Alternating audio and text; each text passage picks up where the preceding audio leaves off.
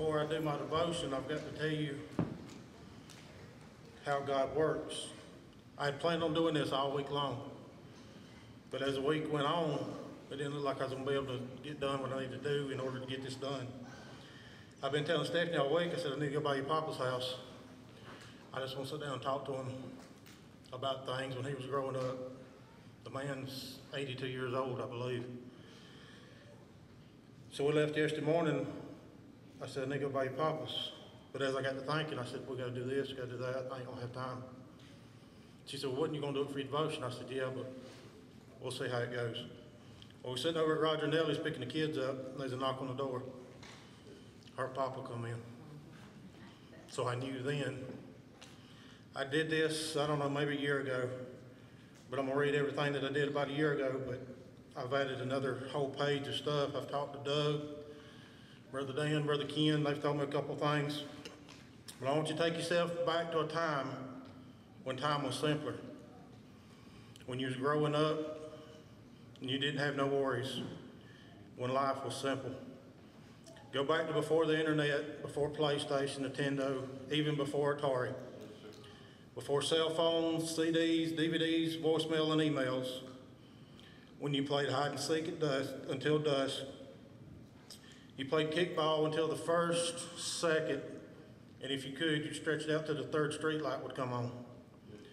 Hot potato, hopscotch, jump rope, and you're it was the games to play. Parents stood on the front porch and yelled or whistled for you to come home. They didn't page you, they didn't call you on your cell phone. You'd lay on your back on the ground and look for shapes in the cloud on the endless summer days and hot summer nights. And you'd go to bed at night with no AC, with the windows open and listening to the sound of crickets. Cereal boxes had the great prize in the bottom of the box. You didn't buy cereal because you liked the cereal. You bought cereal because of what, if you could talk mom and daddy into buying it, because of the prize that was in it. You'd watch Saturday morning cartoons with Tom and Jerry, the Looney Tunes, and the Lone Ranger, catching lightning bugs and putting them in a mason jar. You'd swing as high as you could on the swings and try to reach the sky. You'd be up at the crack of dawn, you'd eat, go outside, and you wouldn't be back in until it was dark. A million mosquito bites and sticky fingers, laughing so hard that your stomach hurt. Work meant taking out the garbage, cutting the grass, washing the car, doing the dishes. Kool-Aid was the drink of the summer. So was a swig from the hose pipe. You'd attach a piece of cardboard to your bike frame to rub against your spokes. A quarter seemed like a fair allowance, and another quarter was a miracle. When any parent could discipline any kid or feed him or use him to carry groceries, and nobody, not even the kid, thought a thing of it. Your parents would take you to the cafeteria to eat, and it was a real treat. When being sent to the principal's office was nothing compared to the fate you awaited when you got home. When you were in fear for your lives, but it wasn't because of shooting, drugs, or games, you simply didn't want to make your parents mad at you. The worst thing you could catch from the opposite sex was cooties. No one was prettier than Mama. Water balloons were the ultimate weapon. And the rest of these I've got from Doug and Dan, Brother Ken, and then Stephanie's grandpa. Doug had told me back there in camp, he was talking about his dad when he went to buy a house. He couldn't read or write. He just put an X at the bottom of the page, and it was one piece of paper to buy a house. You go now, and there's 20 or 30 papers you got to sign. I talked to Brother Dan and Brother Ken Wednesday night. When they were kids, they went to church. You went on a horse and buggy. After church, you didn't go to Silver Bay or Los Amigos or stop by Little Caesars and get a pizza. You brought your food with you, and you ate in the back of the wagon.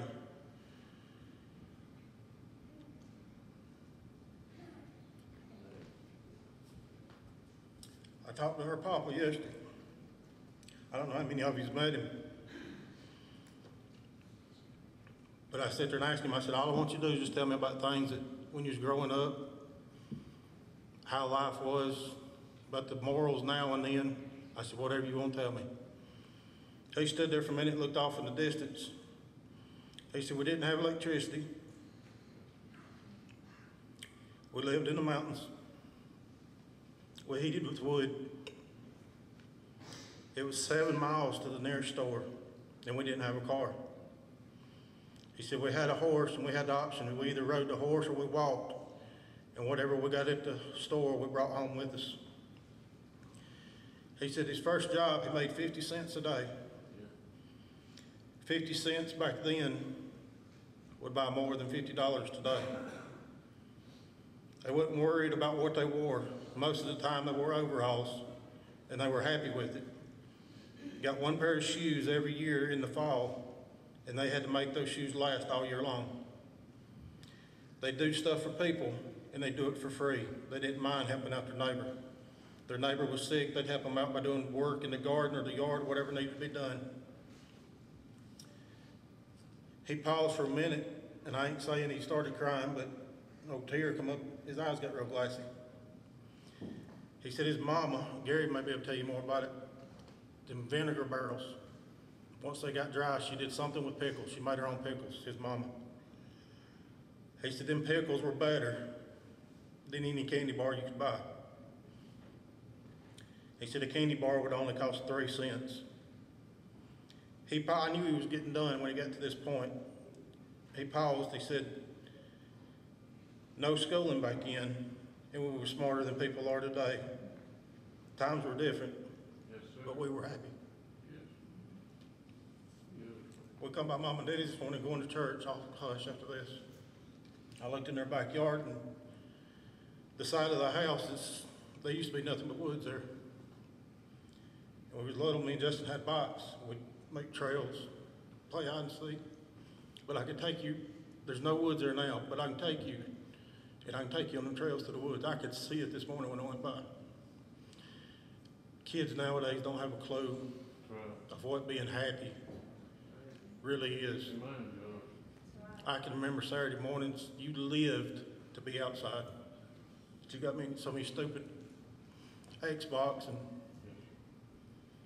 I know it wasn't nothing spiritual this morning, but there's times I wish I could go back to when times in life was simpler. You wasn't going nonstop Monday through Friday.